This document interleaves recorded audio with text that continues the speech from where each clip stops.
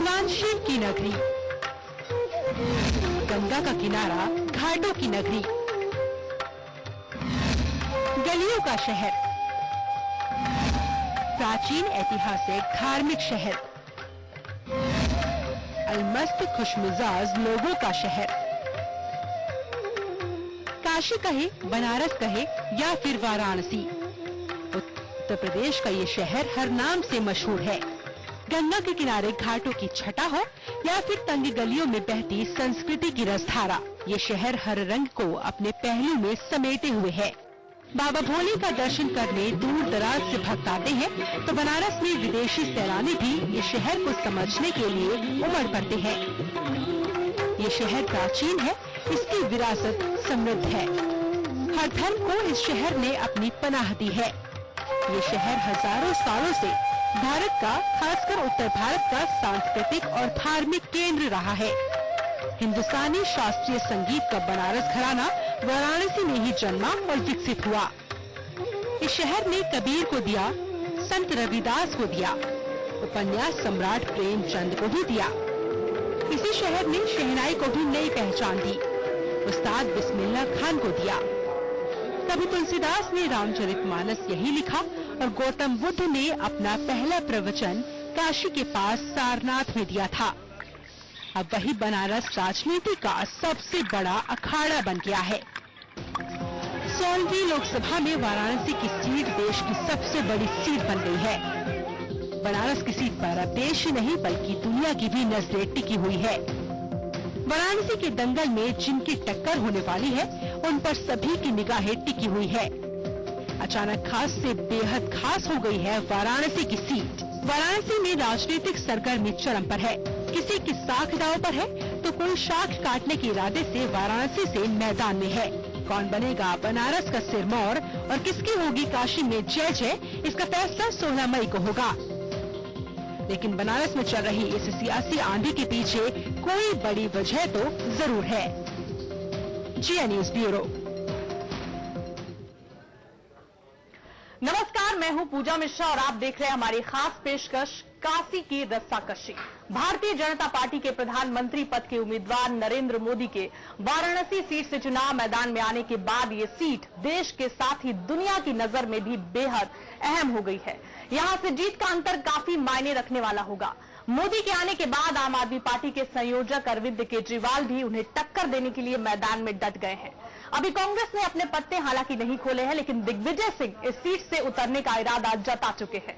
पिछली बार मुरली मनोहर जोशी को बाहुबली मुख्तार अंसारी ने जबरदस्त टक्कर दी थी।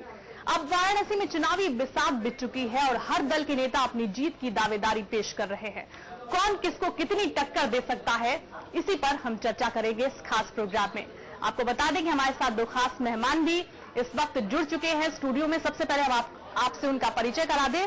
हमारे साथ जुड़ रही हैं जानी मानी वरिष्ठ पत्रकार सरोज नेगी जी। बहुत बहुत स्वागत है सरोज जी आपका। और साथ ही साथ हमारे साथ प्रवीण कुमार बीजेपी नेता जुड़ रहे हैं। प्रवीण जी आपका भी बहुत बहुत स्वागत है। सबसे पहले सरोज जी आपके पास आना चाहेंगे। वाराणसी की सीट अब हॉट सीट बन गई है। देश ही नहीं बल्कि दुनिया की निगाहें इस सीट पर पड़ गई है। सबसे पहला मेरा सवाल ये है कि कितना दमदार होने वाला है मुकाबला यहाँ पर? मेरे ख्याल से दमदार चाहे जितना भी और इंटरेस्टिंग बहुत हो गया, बहुत ही रोचक मुकाबला होगा। क्योंकि यदि प्रधानमंत्री के पद के उम्मीदवार बीजेपी की तरफ से खड़े हैं तो वहीं से उनको टक्कर देने के लिए आम आदमी के कन्वीनर जो हैं अरविंद केजरीवाल वो खड़े हो गए हैं। कांग्रेस ने जैसा आपने कहा अपना पत्ता अभी खोला नहीं है और बाहुबली मुख्तार अंसारी भी वहां है।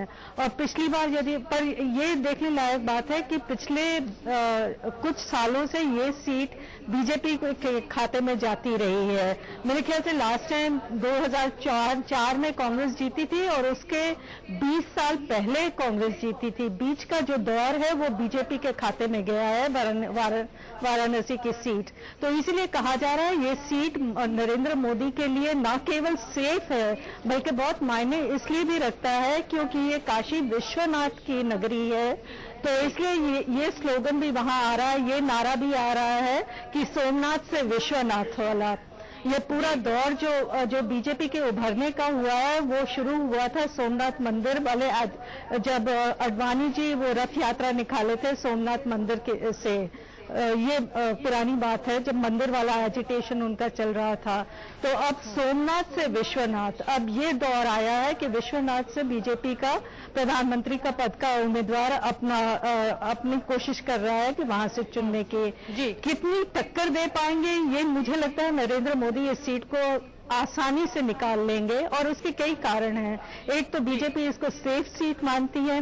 वहां की आप कास्ट कन्फिगरेशन यदि देखेंगे जिस तरह से वहां बंटवारा है कास्ट का, वहां पे ब्राह्मण यदि 2 लाख हैं तो 3 लाख के करीब बनिया हैं, 3 लाख के करीब मुसलमान हैं और फिर बाकी 1.25 लाख कुछ और कोई और कास्ट हो गई। बिल्कुल 90,000 के कास्ट इक्वेशन पे बात करेंगे सरोज जी, लेकिन हमारे साथ प्रवीण जी भी जुड़े हुए हैं, उनसे भी एक अहम सवाल ले लेते हैं। वाराणसी की सीट से बीजेपी के पीएम उम्मीदवार नरेंद्र मोदी खड़े हैं। वाराणसी की अपनी एक छवि, अपना एक अंदाज है, जो खाटी देसी अंदाज होता है उसके लिए वाराणसी जो है वो जाना जाता है। प्रवीण जी, मेरा सवाल यही है कि मोदी को कितना वाराणसी की जनता आत्मसात कर पाएगी और मोदी खुद कितना खरा उतर पाएंगे उनकी उम्मीदों पर?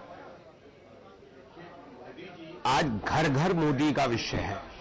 मोदी जी कोई भी कॉन्स्टिट्यूंसी हो, आप किसी भी चुनाव में देखें, जब किसी भी पार्टी का प्रधानमंत्री या मुख्यमंत्री पद का उम्मीदवार उस शहर, उस नगर, उस डगर तक पहुंचता है तो जनता निश्चित तौर पे बहुत अपेक्षाएं रखती है और हाथों हाथ लेती है। वही स्थिति है बनारस में। पिछले कुछ चुनावों का नतीजा कुछ भी रहा हो, कुछ बाहुबली लोग भी वहां महत्वपूर्ण रहे हो, मगर इस चुनाव में वाराणसी में सब कुछ नगण्य है। माननीय मोदी जी हर व्यक्ति की पसंद है, जात पात धर्म सब अंतरों से ऊपर। जी बिल्कुल, चलिए आगे आपसे सवाल बहुत सारे हैं, हम लौटेंगे, लेकिन इस बीच एक रिपोर्ट दिखा देते हैं अपने दर्शकों को कि वाराणसी की सीट अब हॉट सीट बन गई है। हर कोई अपनी दावेदारी वाराणसी से ठोक रहा है। जैसे ही बीजेपी पद के उम्मीदवार नरेंद्र मोदी के वाराणसी से चुनाव लड़ने का ऐलान हुआ, उनके खिलाफ कई बड़े नाम भी ताल ठोकने को बेकरार दिखे और आखिरकार आम आदमी पार्टी के संयोजक अरविंद केजरीवाल मोदी के सामने मैदान में कूद पड़े। क्यों है ये सीट इतनी खास और कौन किसे कितना दे सकता है टक्कर, इस रिपोर्ट में पहले आपको दिखाते हैं। वाराणसी में घमासान, वाराणसी बनी हॉट सीट, राजनीतिक दलों में मची होड़, मोदी के सामने चुनाव लड़ने की होड़। आखिर कैसे खास से बेहद खास हो गया वाराणसी? नरेंद्र मोदी के वाराणसी से मैदान में उतरते ही पार्टियों में होड़ मच गई। जैसा कि उम्मीद जताई जा रही थी उसके मुताबिक ही आम आदमी पार्टी के संयोजक अरविंद केजरीवाल ने मोदी के सामने ताल ठोक दिया। वाराणसी सीट से कांग्रेस ने अभी तक अपना उम्मीदवार तो तय नहीं किया, लेकिन कांग्रेस के वरिष्ठ नेता दिग्विजय सिंह ने मोदी के खिलाफ उतरने की अपनी ख्वाहिश जताई है। लिहाजा माना जा रहा है कि दिग्विजय मोदी के सामने चुनौती खड़ा कर सकते हैं। पिछली बार वाराणसी से ही हार का मुंह देखने वाले मुख्तार अंसारी कौमी एकता दल के टिकट पर मोदी को टक्कर देने के लिए उतरेंगे। अब समझने की कोशिश करते हैं बनारस का राजनीतिक गणित। वाराणसी लोकसभा सीट, कुल वोटर 16,09,460, पुरुष 9,02,969, महिला 7,06,410, युवा वोटर करीब 60,000।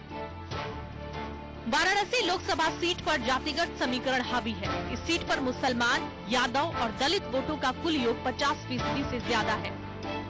इस सीट पर मुस्लिम 2.5 लाख, ब्राह्मण 2.5 लाख, पटेल 2 लाख, वैश्य 2 लाख, यादव 1 लाख, भूमिहार 90,000, दलित 80,000, ठाकुर 65,000, चौरसिया बिंद सरीखी अन्य पिछड़ी जातियां तकरीबन 1.5 लाख है। सभी पार्टियां इन समीकरणों को ध्यान में रखकर ही चुनाव लड़ रही है। दरअसल मोदी को वाराणसी से लड़ाने के पीछे कई राजनीतिक वजहें हैं। वाराणसी पूर्वांचल का केंद्र और बिहार की सीमा से बमुश्किल 40 से 50 किलोमीटर दूर है। मतलब साफ है, वाराणसी का असर पूर्वांचल के साथ साथ बिहार पर भी पड़ने की उम्मीद है। राजनीतिक विश्लेषकों के मुताबिक पूर्वांचल की 27 और बिहार की 40 मतलब कुल 67 सीट एक बड़ी वजह है, जिसकी वजह से बीजेपी मोदी को वाराणसी से उतार रही है। माना जा रहा है कि मोदी के वाराणसी से लड़ने पर वोटों का ध्रुवीकरण हो सकता है। संभावित ध्रुवीकरण को देखते हुए समाजवादी पार्टी की ओर से मुलायम सिंह को आजमगढ़ से मैदान में उतारा गया है। इसके अलावा वाराणसी बीजेपी की मजबूत गढ़ मानी जाती है। वहीं आम आदमी पार्टी के संयोजक अरविंद केजरीवाल ने भी मोदी के खिलाफ वाराणसी से ही चुनाव लड़ने का फैसला किया है। दरअसल केजरीवाल बीजेपी विरोधी वोटों को पाने की फिराक में है। केजरीवाल की नजर पिछड़ा वर्ग और मुस्लिम वोट बैंक पर भी है। वहीं कौमी एकता दल की टिकट पर बाहुबली मुख्तार अंसारी चुनाव मैदान में उतरेंगे। मुख्तार अंसारी पिछले चुनाव में मुरली मनोहर जोशी से महज 18,000 वोटों से हारे थे। मुख्तार अंसारी करीब 25% मुस्लिम वोटों के साथ मोदी का समीकरण बिगाड़ सकते हैं। वहीं इस सीट से दिग्विजय सिंह भी चुनाव लड़ने का मन बना रहे हैं। अगर ऐसा होता है तो मुस्लिम वोटों के साथ साथ बीजेपी विरोधी वोटर भी दिग्विजय से जुड़ सकते हैं। कुल मिलाकर वाराणसी की लड़ाई काफी दिलचस्प होने जा रही है और वाराणसी के लोगों के हाथ में है कि वो किसे अपना जनमत देते हैं। जिया न्यूज ब्यूरो। और हमारे साथ हमारे खास मेहमान लगातार बने हुए हैं। सरोज जी के पास चलेंगे। सरोज जी, आप पहली बार बीजेपी ने एक पिछड़ी जाति के उम्मीदवार को अपना प्रधानमंत्री का कैंडिडेट बनाया है। नरेंद्र मोदी को वाराणसी सीट से उतारा गया। वाराणसी को कहा जाता है कि उत्तर प्रदेश और बिहार का लाइन ऑफ कंट्रोल है। क्या बड़ी वजह यही रही कि नरेंद्र मोदी को यहां से बीजेपी ने उम्मीदवार बनाया? नहीं, मेरे ख्याल से नरेंद्र मोदी का जो पूरा कैंपेन अभी तक चल रहा था वो डेवलपमेंट और गवर्नेंस को लेकर चल रहा था। हालांकि हिंदुत्व और मोदी एक साथ जुड़े हुए हैं, पर उन्होंने इस बात पे कभी जोर नहीं दिया है। लेकिन ये आम जनता के जहन में बैठ गया है कि मोदी और हिंदुत्व एक ही चीज है। तो यदि वो वाराणसी से चुनाव लड़ते हैं तो जैसा कहा जाता है, एक तो ध्रुवीकरण की बहुत बड़ी वजह हो जाएगी चुनाव में। दूसरा, अपर कास्ट वोट जो बीजेपी की तरफ जाता है वो आएगा। तीसरा, यदि पोलराइजेशन होता है तो वो बढ़ जाएगा, चाहे वो कौमी एकता दल वाले मुख्तार अंसारी की तरफ जाए या आम आदमी की पार्टी की तरफ से जाए, और एंटी बीजेपी वोट भी बढ़ता जाएगा। तो उस माहौल में जो बन रही है, जो स्थिति बन रही है, उसमें मोदी के लिए आसान हो जाएगा। और आपको याद पर सरोज जी, मुकाबला माना जाए नरेंद्र मोदी और अरविंद केजरीवाल के बीच ही, क्योंकि अभी तक कांग्रेस ने अपने पत्ते नहीं खोले और कांग्रेस ने ये जरूर हालांकि यहाँ पर कहा है कि बनारस से हम कोई कमजोर उम्मीदवार नहीं उतारने जा रहे हैं, मजबूत उम्मीदवार ही उतारेंगे। लेकिन अभी तक कोई मजबूत उम्मीदवार क्या नहीं मिल पा रहा है, या फिर दिग्विजय सिंह को ही बाद में उतारा जाएगा? से कांग्रेस में दुविधा है कि किसको उतारे। हालांकि दिग्विजय सिंह के आने से वो ध्रुवीकरण और भी ज्यादा, जिसको कहते हैं ना, बहुत ज्यादा स्पष्ट हो जाएगा। एक तरफ मोदी और दूसरी तरफ दिग्विजय, और दिग्विजय हरदम मोदी को आड़े हाथ लेते रहे हैं। दूसरी चीज, दिग्विजय के आने से अपर कास्ट वोट थोड़ा बहुत बटेगा, क्योंकि वो एक राजपूत है, राजपूत पॉलिटिक्स प्ले करेंगे।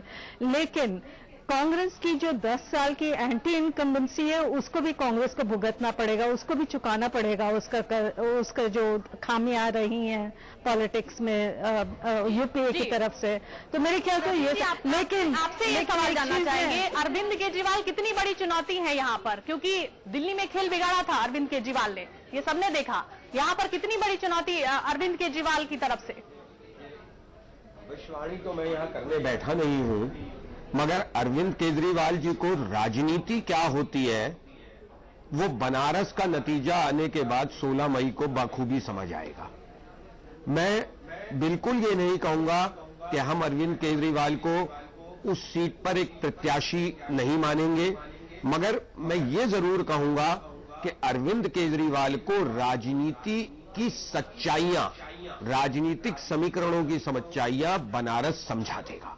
जी, लेकिन बनारस में जब अरविंद केजरीवाल गए, जब उन्होंने अपनी उम्मीदवारी का ऐलान किया, उसके बाद ही पहली बार नरेंद्र मोदी पहली बार ही उन्होंने जिक्र किया अपने भाषण में, जिस तरीके से उसके पहले नरेंद्र मोदी ने नाम नहीं लिया था अरविंद केजरीवाल का।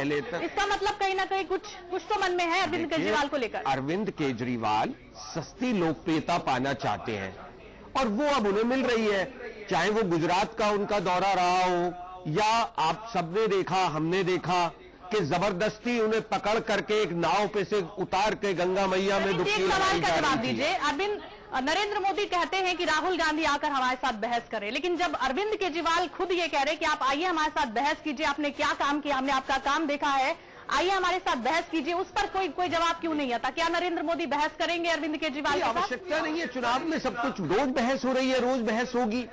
अरविंद केजरीवाल अपनी बात कहते हैं, नरेंद्र मोदी जी अपने जवाब दे देते हैं किसी ना किसी मंच से। तो ऐसा कोई विषय ही नहीं है। देखिए, अरविंद केजरीवाल जी, आपको समझना होगा कि अरविंद केजरीवाल ने राजनीति की शुरुआत की थी भ्रष्टाचार के मुद्दे को लेकर के। अगर वो भ्रष्टाचार के मुद्दे पे राजनीति कर रहे होते तो देखिए, एक मिनट मुझे मेरी बात कह ले दीजिए। ए राजा जो कि इस यूपीए गवर्नमेंट में भ्रष्टाचार की सबसे बड़े सिंबल हैं, उनके खिलाफ तो आप पार्टी कोई उम्मीदवार नहीं उतारती। और कहीं ना कहीं राजनीति में सस्ती लोकप्रियता पाने के लिए अरविंद केजरीवाल सीधे बनारस पहुंच जाते हैं और बनारस पहुंच के एक रैली करते हैं, जिस रैली में उनके साथ दिल्ली से गए हुए 2-2.5 हजार आदमी होते हैं, स्थानीय स्तर पे मुश्किल से 200-250 आदमी होते हैं। वहां हाथ उठवाए जाते हैं और कहते हैं अब मैं प्रत्याशी हो गया बनारस का। ये कौन सी राजनीति अरविंद केजरीवाल कर रहे हैं? यही राजनीति करके उन्होंने दिल्ली में शीला दीक्षित को हराया था। प्रवीण जी, वो एक प्रसंग था। दिल्ली में 10 साल की एंटी इनकम्बेंसी थी और उसके बाद 15 साल की एंटी इनकम्बेंसी थी और उसके बाद दिल्ली की जनता के साथ साथ भारत की जनता ने भी अरविंद केजरीवाल का वो चरित्र देखा है कि जिस कांग्रेस के भ्रष्टाचार के खिलाफ वो लड़ाई लड़ते थे, उसी कांग्रेस से हाथ मिलाकर के उन्होंने 49 दिन की सरकार बनाई। चलिए, अब ये चर्चा आगे भी हम जारी रखेंगे। एक छोटे से ब्रेक के लिए यहां पर रुक रहे हैं। ब्रेक के बाद फौरन हाजिर होंगे, आप कहीं जाइएगा नहीं।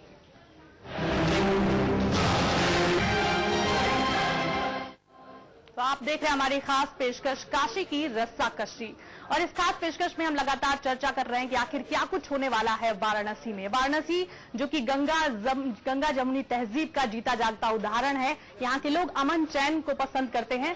संगीता जी के पास चलेंगे। संगीता जी, क्या लगता है जो वाराणसी के लोग हैं वो किस तरीके से वोट देंगे? क्या वो सांप्रदायिक यहाँ पर ध्रुवीकरण होगा या फिर विकास के नाम पर ही यहाँ वोट पड़ेंगे? सरोज जी, आपसे ये सवाल है।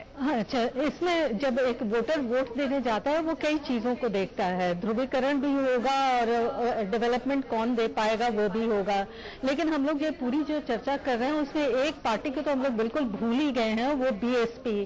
क्योंकि वहां पे यदि 1 लाख के करीब दलित वोट हैं तो वो भी तो वोट जाएंगे किसी की तरफ और बीएसपी का कैंडिडेट भी वहां आएगा। पिछली बार यदि आपको याद होगा, मुख्तार अंसारी जब जीते थे वो बीएसपी के कैंडिडेट थे, तब जीते थे। अभी वो दूसरी पार्टी की तरफ से लड़ रहे हैं।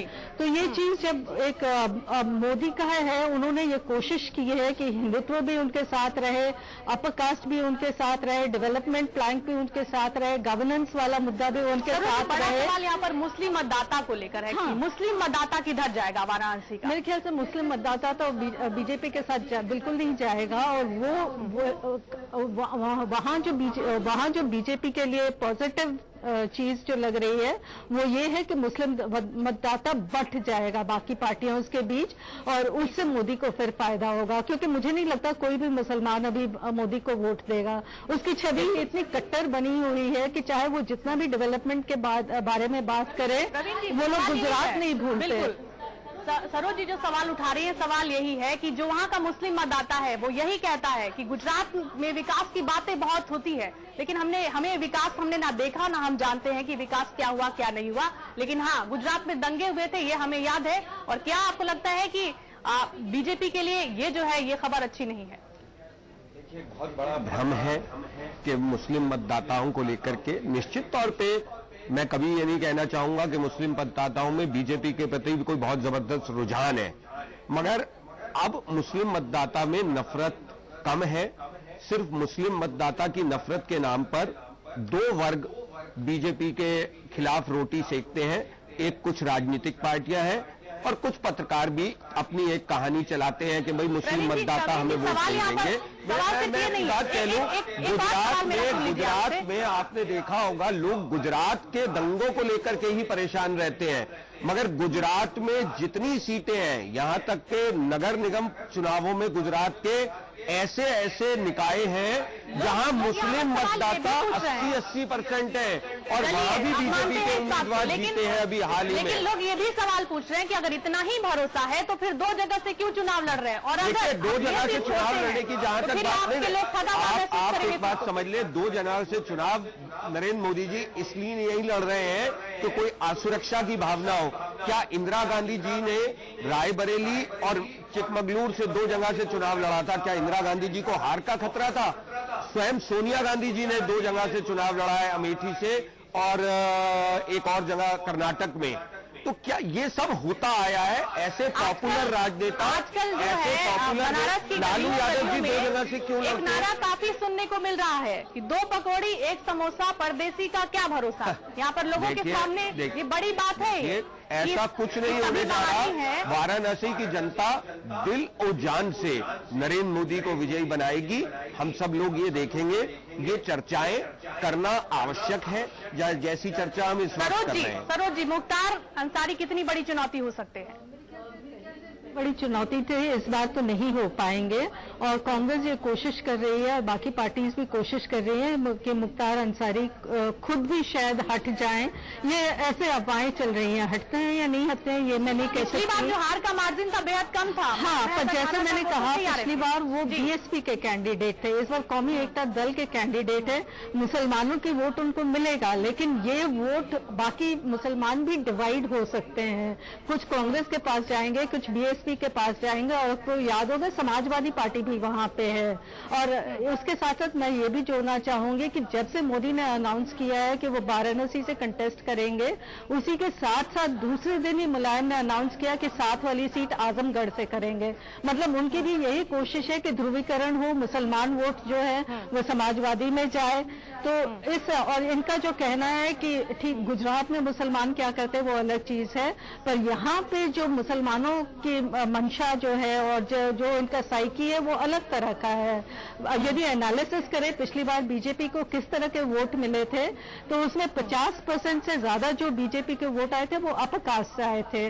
15% से भी कम उनको दलित और मुसलमानों के वोट मिले थे। तो ये बहुत बड़ी चुनौती है बीजेपी के लिए कि मुसलमानों को किस तरफ उनके मन में वो डर जो बैठा हुआ है बीजेपी के प्रति और खासकर मोदी के प्रति, उसको कैसे हटाना है। क्योंकि यदि आप प्रधानमंत्री के उम्मीदवार बन रहे हैं तो आपकी जिम्मेदारी बनती है कि सभी को साथ लेकर चलें। यहाँ पर दूसरे कैंडिडेट्स की भी बात करते चले, बाकी जो दूसरे कैंडिडेट होंगे समाजवादी पार्टी के, बीएसपी के, उन सबको कितनी बड़ी चुनौती मानते हैं मोदी के लिए, या सिर्फ सब एक तरफ हो जाएंगे और मोदी अकेले रहेंगे?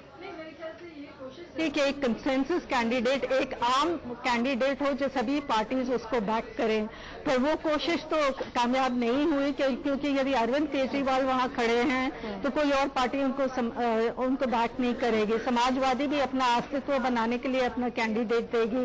बीएसपी ने पहले ही 80 कैंडिडेट्स अपने डिक्लेयर कर दिए हैं, तो इसलिए कॉमन कैंडिडेट नरेंद्र मोदी के सामने कोई खड़ा नहीं है और ये वोट के बंटवारे में तो मोदी निकल जाएंगे। जी प्रवीण जी, अब वक्त की कमी इसलिए आखिरी सवाल की मोदी ऐसा क्या करेंगे कि वाराणसी की जनता उनको वोट देगी? मोदी जी को कुछ करने की आवश्यकता ही नहीं है। मैं आपको बड़े विश्वास से कहता हूं कि अगर मोदी जी सिर्फ एक काम कराएंगे कि बनारस में पूरे चुनाव प्रचार में एक रैली संबोधित कराएंगे, आज वाराणसी का बच्चा बच्चा मोदी है। आपको ये समझ लेना होगा। और ये जितने एनालिसिस आकलन पुराने चुनावों को लेकर हैं, वो अब कोई महत्व नहीं रखते। 2009 के क्या समीकरण थे उत्तर प्रदेश में, वो 2014 में अब महत्वपूर्ण नहीं है। उत्तर प्रदेश की जनता ने अपने हाथों अपने घर को कई बार जलाया है और अब वो विश्वास के साथ माननीय नरेंद्र मोदी जी के नेतृत्व में भारत में भाजपा की सरकार लाना क्या चाहती है। मुरली मनोहर जोशी के जो पुराने समर्थक हैं ऐसा कुछ नहीं है। भारतीय जनता पार्टी में कोई किसी व्यक्ति का समर्थक नहीं होता। मुरली मनोहर जोशी जी भी बिल्कुल पड़ोस की सीट कानपुर से चुनाव लड़ रहे हैं। अगर हमारे यहाँ तो पहले बात कोई ऐसा रिवाज नहीं है, और अगर ऐसा कुछ राजनीति में होता तो बगल की सीट पर बैठ करके जब आप अगल की सीट पे अगर कोई विद्रोह करवाएंगे या करेंगे तो उसका परिणाम आपके सामने भी आता है। इसलिए ऐसा कोई विषय नहीं है। मेहमानों का प्रवीण जी आपका ही बहुत बीजेपी में देखिए सरोज जी, वक्त की कमी है इसलिए आपको यहीं पर रोकना पड़ेगा। फिलहाल हमारी इस खास पेशकश में इतना ही। तो देखना होगा कि कितना दिलचस्प होता है काशी की जमीन पर चुनाव लड़ना और कौन कौन से उम्मीदवार खड़े होते हैं। 2 उम्मीदवार जो मेन है वो तो सामने आ चुके, लेकिन कांग्रेस की तरफ से किस प्रत्याशी को मैदान में उतारा जाता है ये देखना भी दिलचस्प होगा। बहरहाल इस खास पेशकश में इतना ही। एक छोटा सा ब्रेक ले रहे हैं, खबरों का सफर आगे बना रहेगा।